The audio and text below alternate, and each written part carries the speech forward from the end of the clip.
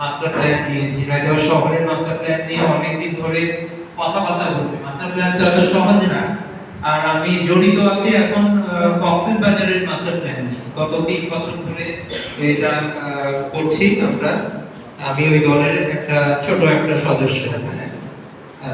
তো আমি একটু আপনাদেরকে দেখাই ঝিনাইদহ শহরের এটা একটা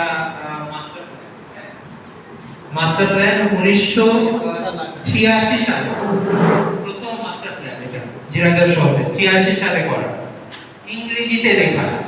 এই মাস্টার প্ল্যানের কপি ঝিনাইদহ পৌরসভাতে আপনি পাবেন, আর এটা পাওয়াটাও খুব দুরূহ ব্যাপার। এগুলি সব যদি কারো সংগ্রহ করার দরকার হয় আমার থেকে সংগ্রহ করবেন।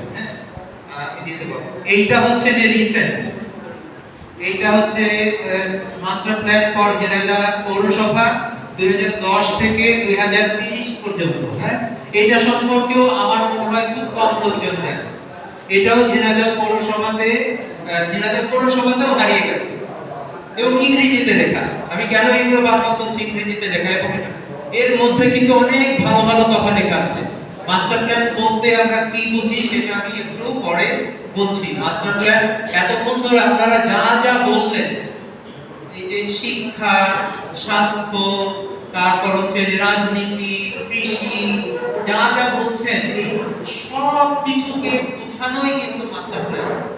এই সব কিছু মাস্টার প্ল্যান মানে কিন্তু এই সব কিছুকে বুঝিয়ে একটা আইন বা কিছু ড্রয়িং, নকশা এবং কিছু ব্যবস্থাপনা এইটার মধ্যে দিয়ে যখন উপস্থাপন করা হবে, সেটা একটা শহর বোঝানোর একটা বলতে গেলে জীবন ব্যবস্থা, শহরের জীবন ব্যবস্থা।